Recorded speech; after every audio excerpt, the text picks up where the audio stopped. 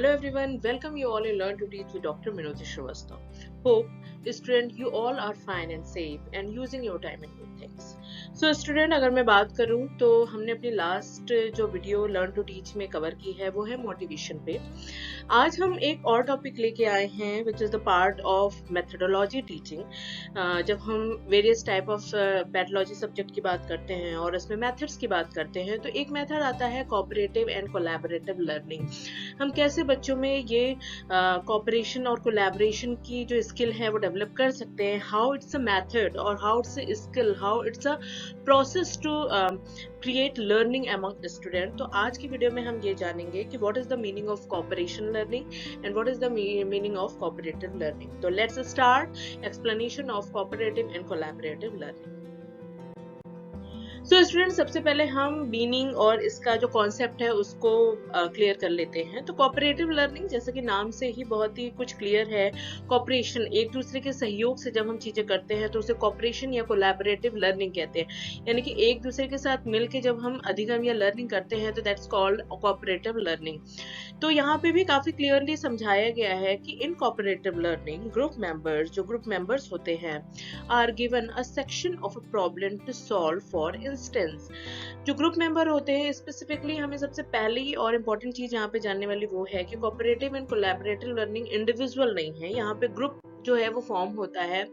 Group में 4 से 5 से ज्यादा भी मेंबर हो सकते हैं और उन सबकी रिस्पॉन्सिबिलिटी होती है when we are teaching through cooperative and collaborative learning.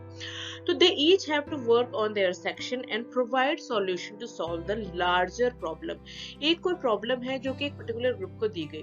अब क्या होता है, उस ग्रुप में सपोज 4 से 5 मेंबर्स हैं, तो उन 4 से 5 मेंबर को अलग अलग टास्क दिया गया है। आप ये प्रॉब्लम को सॉल्व करो, देन कोलैबोरेट करो उसको और एक जो भी एक लार्जर प्रॉब्लम है उसके सॉल्यूशन तक पहुंचो। तो यहाँ पे ये एक डिफरेंस हमें देखने को मिलता है कोऑपरेटिव एंड कोलैबोरेटिव लर्निंग में।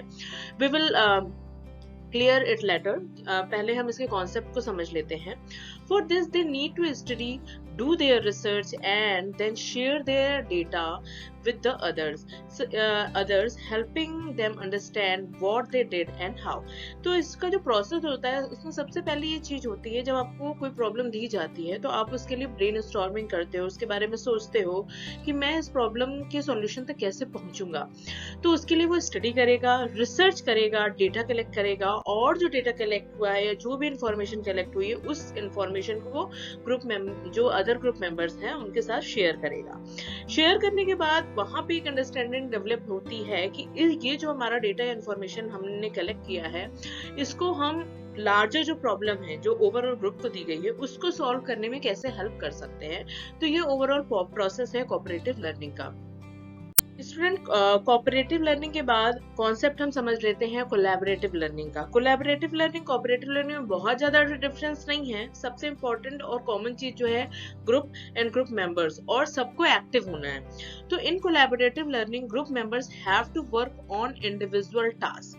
अब क्या है कि जो कोलैबोरेटिव लर्निंग, कोलैबोरेशन जैसा कि नाम से ही समझ में आ रहा है, किसी चीज को कंबाइंड करना, कोलैबोरेट करना, मिलाना। तो अलग अलग मेंबर को अलग अलग इंडिविजुअल टास्क दिया गया, देन उस टास्क को कोलैबोरेट करके चीजों को सॉल्व करने की कोशिश की गई। Develop their idea into concrete solution and combine their work with other in the group. यहाँ पे जो ग्रुप मेंबर है वो अलग अलग काम करेंगे। प्रॉब्लम दे दी गई, टास्क दे दिया गया, देन उसके बाद सबने अपना काम कर लिया, देन उस काम को हम कोलैबोरेट करते हैं और वो एक उस ग्रुप की कोलैबोरेटिव लर्निंग हुई। For the project to the successful the part have to come together as a whole. पहले तो क्या होता है, जो पार्ट होता है वो पार्ट में डिवाइड होता है। जब कोई प्रॉब्लम होती है तो वो अलग अलग पार्ट में अलग अलग इंडिविजुअल को दे दी जाती है। जैसे ही सॉल्यूशन मिलना शुरू हो जाता है देन उसको टुगेदर करते हुए एज अ होल प्रेजेंट करते हैं। If one person fail at their job, the rest will face challenge as well। और इसमें जो सबसे चैलेंजिंग पार्ट ये है कि कोलैबोरेटिव लर्निंग में क्योंकि हमने सबको अलग अलग काम दिया है, अब यहाँ पे इंडिविजुअल की इंडिविजुअलिटी मैटर करती है कि किसी ने किसी काम को बहुत ही बेहतर बखूबी किया, दूसरे ने उसको बहुत ही लाइटली कर दिया। अब क्या है कि ग्रुप का जो रिस्पॉन्सिबिलिटी वो बढ़ जाती है। किसी का काम पर्टिकुलर टास्क में तो बहुत अच्छा दिख रहा है, दूसरे टास्क में वो उतना अच्छा नहीं दिख रहा है। वही चीज है कि अगर कोई पर्सन फेल हो जाता है अपने काम को या अपने टास्क को फुलफिल करने में, तो जो पूरा पूरा ग्रुप है वो चैलेंज को फेस करता है। It's more about working together to achieve a goal then to help others solve a problem by bringing an idea और ए सॉल्यूशन। इसमें बहुत बड़ा जो चीज मैटर करती है वो तो ये है ही कि लोग साथ में काम करते हैं, बट क्योंकि काम इंडिविजुअल हो रहा है तो वहां पे हमें एक जो डिफरेंस देखने को मिलता है वो ये है कि एक ग्रुप का जो काम है उसमें इंडिविजुअल डिफरेंस हम कहीं ना कहीं कोलैबोरेटिव लर्निंग में देखते हैं, but it's also a part of teaching method. Collaborative learning को ही कंटिन्यू करते हुए हम आगे समझते हैं कि it's a part of teaching and learning. ये एक मेथड है, जैसे कि हमने जिक्र किया, टीचिंग और लर्निंग का एक मेथड है in which student team together to explore significant question to create a meaningful project. कोई भी एक मीनिंगफुल प्रोजेक्ट हो सकता है, प्रॉब्लम हो सकती है, उसको हम सिग्निफिकेंट क्वेश्चन की तरफ एक्सप्लोर करते हैं, क्रिएट करते हैं और सॉल्यूशन की तरफ बढ़ते हैं। A group of students discuss a lecture or student from different schools working together over the internet or on a shared assignment are both example of a collaborative learning। तो collaborative learning में जरूरी नहीं है group member साथ में ही काम करें, वो एक डिस्टेंस पे भी रह के through internet, through online mode, वो कोलैबोरेटिव लर्निंग के थ्रू किसी भी प्रोजेक्ट को या किसी भी असाइनमेंट को कंप्लीट कर सकते हैं। तो आइए इसमें आगे बात करते हैं। Student cooperative and collaborative learning के कॉन्सेप्ट को हमने समझा, लेकिन इन दोनों ही टीचिंग मेथड में कुछ चीजें हैं जो कॉमन है और होनी भी चाहिए अगर हम ग्रुप में कोई काम दे रहे हैं। तो यहाँ पे आप 6 चीजों को देख रहे हो। सबसे पहली चीज है शेयर आइडिया। जो भी चीजें आपके माइंड में चल रही है, being a group member you have to share that within your group. Collaboration कोई चीज अगर आपको सपोज दूसरे के टास्क से मिल गई, आपका टास्क नहीं है, आपके ही टीम मेंबर का कोई और मेंबर है और उसके टास्क से रिलेटेड आपको कोई चीज या रिसर्च या कोई डेटा मिला है, तो डोंट हाइड दैट। आप उसको हाइड मत करो, you have to share, you have to collaborate, क्योंकि हमें सॉल्यूशन की तरफ पहुंचना है। डिस्कशन बहुत जरूरी है, क्योंकि यहीं पे हमें डिफरेंसेस जो, जैसा कि अभी हमने बात करी, एक का काम दूसरे से बेहतर हो सकता है, वो तब नहीं हो सकता है जब हम डिस्कशन थ्रू द प्रोसेस करते रहें कि किस चीज को किस वे में हमें करना है, क्योंकि it's not an individual activity, it's a group activity. तो ग्रुप एक्टिविटी के लिए डिस्कशन बहुत जरूरी है। कम्युनिटी, समुदाय, ये मत सोचो कि आप अकेले हो किसी चीज में। अगर आपको कहीं प्रॉब्लम आ रही है तो you have to share with your group members, आपको भी उसमें हेल्प मिलेगी। ब्रेनस्टॉर्मिंग, चीजों को समझो, सोचो कैसे हो सकता है, then you have to start. Interaction भी करना बहुत जरूरी है। सपोज कोई बच्चा ग्रुप में ऐसा है जो कि बहुत शाई है, इंट्रोवर्ट है, तो वहां पे टीम मेंबर्स की ये रिस्पॉन्सिबिलिटी है कि हम उसको कैसे इंटरैक्टिव बनाएं, उसकी प्रॉब्लम को या कहाँ वो प्रॉब्लम फेस कर रहा है बच्चा, उसको समझें और ये जाने कि क्या हमने जो उसको टास्क दिया है क्या वो उसके कैपेबल है या उसको कहीं इसमें कोई प्रॉब्लम तो नहीं आ रही है। तो it's a group members responsibility to interact with each other. Student cooperative and collaborative learning को आई होप हमने काफी कुछ क्लियर समझ लिया है, बट कुछ चीजें हैं जो कि हमें कोऑपरेटिव लर्निंग में अभी और जानना जरूरी है, जो कि ये कहता है कि कोऑपरेटिव लर्निंग जो होती है उसमें student work together in a small group on a structured activity. जो कोऑपरेटिव लर्निंग है उसका एक हम क्वालिटी कह सकते हैं कि जो इसका ग्रुप होगा ना बहुत बड़ा नहीं होगा, और कहीं ना कहीं जैसे कि हमने कोलैबोरेशन में बात करी कि बच्चा एक ही जगह नहीं रहता है, अलग एरिया या अलग स्टेट या अलग जगह के बच्चे से भी इंटरनेट के थ्रू, ऑनलाइन मोड के थ्रू वो जुड़ सकता है और अपने टास्क को पूरा कर सकता है, बट ये चीज हमें इसमें नहीं देखने को मिलती है। ऑन अ स्ट्रक्चर्ड एक्टिविटी होती है, जो भी एक्टिविटी होती है वो कहीं ना कहीं स्ट्रक्चर्ड होती है। They are individually accountable for their work and the work of the group as a whole is also assessed. Cooperative group work face to face and learn to work as a team. ठीक है, face to face हम group में काम करते हैं, हम एक दूसरे से मिलते रहते हैं, इंटरेक्शन होता रहता है और हम काम करते रहते हैं। Small group student can share strength and also their weaker skill, they develop their interpersonal skill. जैसा कि अभी हमने बात की, सपोज किसी बच्चे में वो कैपेबिलिटी या वो स्किल नहीं है, तो दूसरे की रिस्पॉन्सिबिलिटी है कि हम उस स्किल को कैसे हाइड करते हुए ग्रुप की एक्टिविटी को इम्प्रूव करें।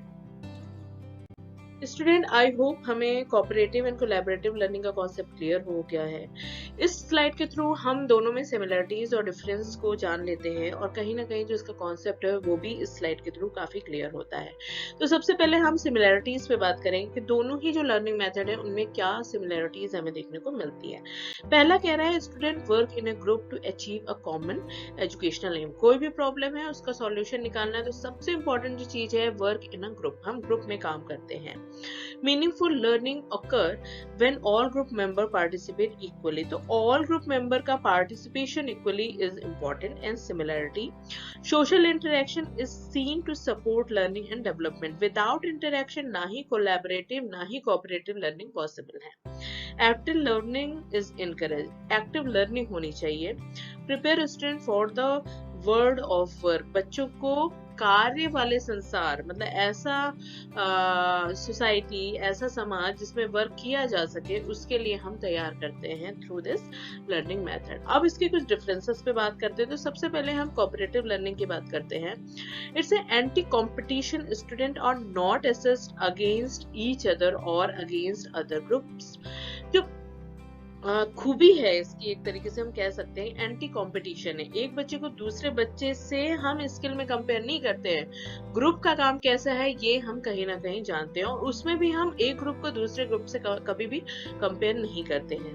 Emphasis the group not an individual with in it. एक पूरे ग्रुप को हम एम्फेसाइज करते हैं, ना कि इंडिविजुअल की एक्टिविटी को। The research for objective truth by putting out heads together.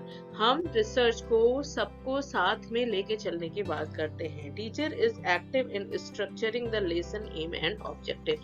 जो टीचर होता है वो, क्योंकि अभी हमने बात करी कि ये स्मॉल ग्रुप एक्टिविटी होती है, तो कहीं ना कहीं टीचर भी इसमें एक्टिव होता है। वहीं हम कोलैबोरेटिव लर्निंग के स्टूडेंट्स बात कर लेते हैं तो embrace individual strength and celebrate them with in the group. Individual की स्ट्रेंथ पे ध्यान तो दिया जाता है, लेकिन उसको कंबाइंड रूप से सेलिब्रेट करने की बात की जाती है। The search for shared subjective truth through negotiation and discourage. जो भी चीजें हुई हैं, सब्जेक्टिव या डेटा इंफॉर्मेशन जो भी मिला है, उसको कहीं ना कहीं शेयर्ड एंड नेगोशिएशन के फॉर्म में हमें देखने को मिलता है collaborative learning. Session aim and objectives negotiated within the group. जो भी एम्स एंड ऑब्जेक्टिव हैं वो ग्रुप के विद इन हमें देखने को नेगोशिएशन, मतलब ऑब्वियसली जब एक ग्रुप में होता है तो कोई भी किसने काम किया है, बट प्रेजेंटेशन जो होता है वो एक ग्रुप लीडर का होता है, एक रिप्रेजेंटेटिव होता है, तो वहां पे नेगोशिएशन हमें देखने को इसका मिलता है। तो ये स्टूडेंट ओवरऑल कॉन्सेप्ट था कोलैबोरेटिव एंड कोऑपरेटिव लर्निंग।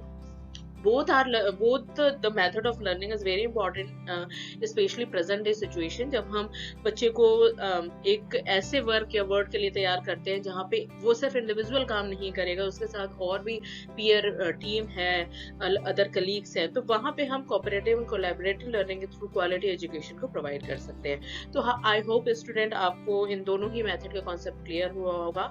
मिलते हैं अपने नेक्स्ट वीडियो में। Till then you have to take care yourself and your family members. Till then take care and bye.